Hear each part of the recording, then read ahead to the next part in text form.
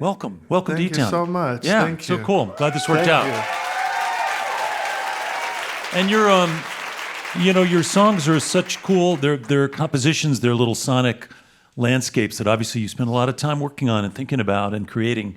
And it's different from what we're used to, I think, just because there's a lot of intention behind it, and you bring a lot of those sounds and pieces and parts. Was it your wife's poetry that was part of that first song?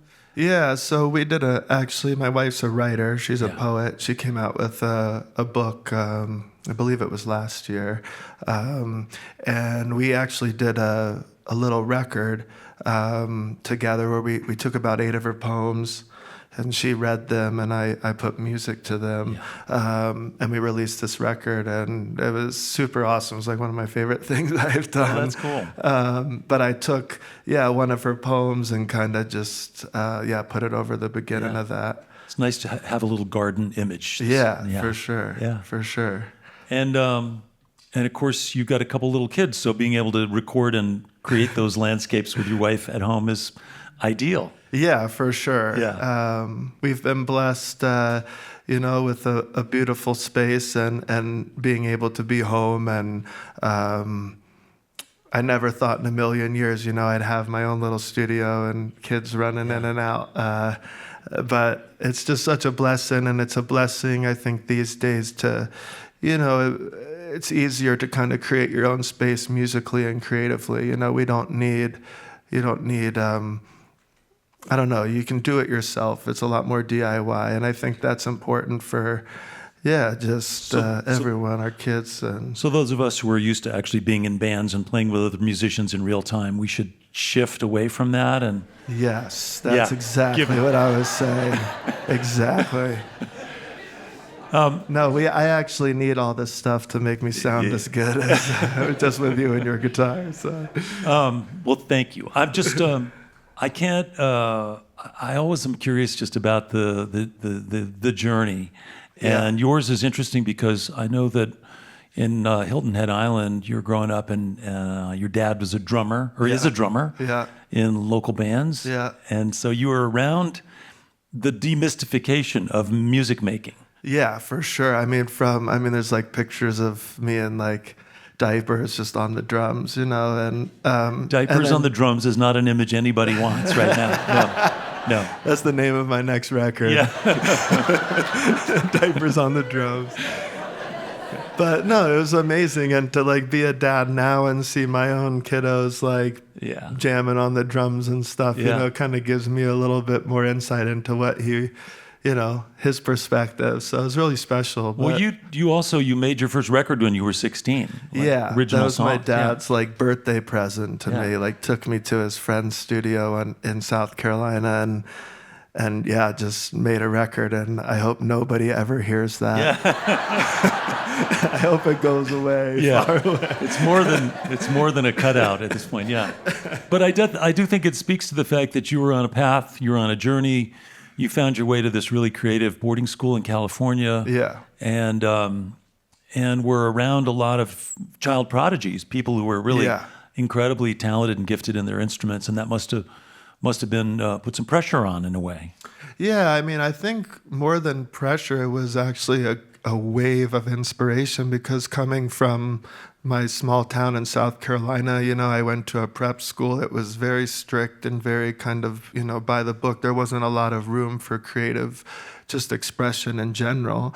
That when I went to this school, that was just surrounded by all these kids my age, like you said, prodigies, just like, it was just like, wow, this is something that I can really sink my teeth into, and this journey seems like an endless, beautiful journey, and I want to like take this more seriously. So that was a big like turning point, I guess, for me going to that school. It's one of the most beautiful things about learning music and being curious about how things are created and your own relationship with your instrument is just that it never ends. You never get there. It's always about learning and discovering and opening up new doors. And I will say that unlike most high school seniors, you came out of high school into a bidding war between Columbia Records and Geffen Records, fighting to see who was going to get to sign you to a major label record contract. Yeah. That's not typical for an 18-year-old kid. It's not. And I Yeah. look back on that kid with like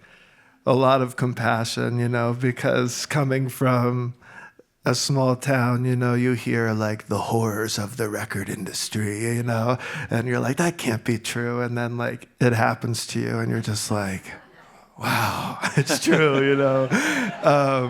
And it was really hard being that young, Yeah. you know.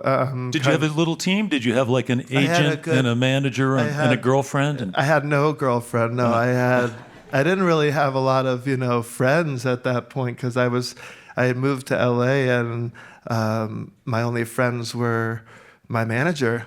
Yeah. Now that I think of it, my dad's friend, who was my manager, and it was just I'm glad I kind of got it out of the way young, and it kind of gave me a lot of focus on what's important and to no matter what, you know, no matter, you know, if you have these big industries controlling you or this and that, you know, your art is yours, and it gave me that kind of fire to not like let anybody control it to that extent ever again. And am I right that at that time you were also experimenting and learning Eastern religion and meditation and developing a bit of a spiritual practice too? Oh yeah, my parents were freaking out, basically. Like when I like look back on it now, I'm like, yo, I gave you guys a lot to deal with. But no, they send their kid, you know, to California to this boarding art school, and like I think I had a mohawk for like my junior year, and then I told them I wanted to live in this ashram. That was really cool,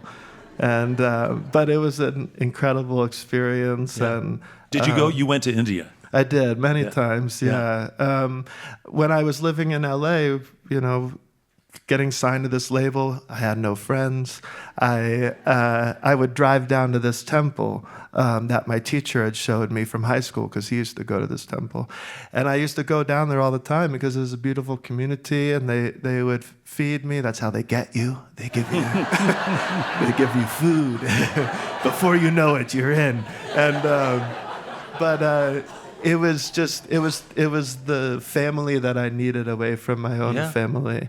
And they go to India every year, and that's kind of how I hopped on that train. And then that really greatly, you know, consequently opened itself up in my music. I'm trying to imagine teenage you wandering through India because I suspect you found your own places and regions and parts of India that resonated in particular for you, which I've never been to in India, so I don't know what that experience might have been like, but it was wild, you know. I mean, it was this mixed feeling of like landing and like coming off the plane and wanting to get back on the plane, you know, but also being like, I feel something, you know, so familiar in my heart, you know, and just kind of following that, and have just kind of continued to follow it, you know. And you still have a relationship, as I understand it, with an ashram in India that you and your wife support, right? Yeah. So going over there my first time, I went to one of my peers' ashrams, my teacher's ashram, and his teacher takes care of all these underprivileged, you know, children, orphan children, or even just families that want to give their children an authentic kind of Indian education, of a classical Indian education, I should say, of yoga, of meditation. This was a very ancient system. They called it a gurukul. And in the ancient days, in your village, wherever the gurukul was, you know, parents would send their children to live in the gurukul for a set number of times so they could learn these things. But of course now, sort of like a hippie arts boarding school. Exactly. Yeah. That was it. Yeah. India style. And so anyhow, the monk that takes care of all these kids, you know, he's a monk. He has no income. So I fell in love with these kids my first year. And ever since then, we just started putting a basket out at shows, just saying, you know, donations, literally cardboard box. And then over the years, it's just been beautiful to see where it's gone. Yeah. And we were able to build a girls' school right across the river from the boys' ashram. And just to see a lot of the kids when I first went to India, they were young kids. Now they're married and have kids of their own, and to see their lives, it's really special. Yeah. Yeah. Well, yeah, that's cool. Is that a public thing, Trevor? In other words, if somebody listening wants to help support you in that effort, can they find stuff on your website or other places if they want to join in? It's really grassroots. Yeah. I mean, we basically, set up an account for the Guru there, and we just deposit money as we get it. I don't know if that's legal, but that's what we do. Because there's a lot of hoops to jump through, and that's just how it's always been. So cool. If you want to support it, you can just Venmo me. Yeah.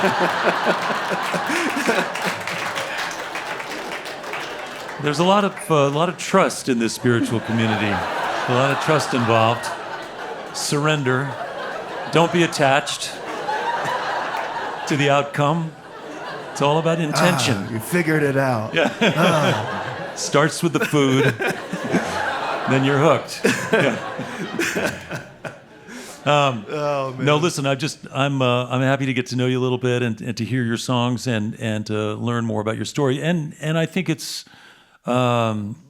rare when the journey works as well as it has in your case. It's been this slightly naive, one step after the other process that's taken you to this place where things seem to be really going well. And you've landed in Colorado. I know you were a surfer and an ocean guy for all your life. Yeah. Now you're a mountain guy. Yeah. I feel cool doing the mountain thing. But then I meet like other people who are like really mountain people. Yeah. And I don't feel as cool as Yeah. I do. But when I go back to South Carolina, everybody's like, "Wow, you live in the mountains." Yeah. I'm like, "I do." Yeah. So. All right. Well, don't let him figure it out. Yeah. Well, we got more songs to get to, but congrats! It just sounds like you've discovered also something that a lot of musicians and a lot of creative people have a hard time finding, which is that balance between home life, family life, especially in a situation like yours where your partner is also a creative person who's an author and a photographer and a poet. Just to be clear, I have not figured it out. It's definitely a day-to-day thing, but it's just so beautiful. I think like being a sensitive person and growing up and knowing what it's like to be perhaps starved of like that space to express yourself.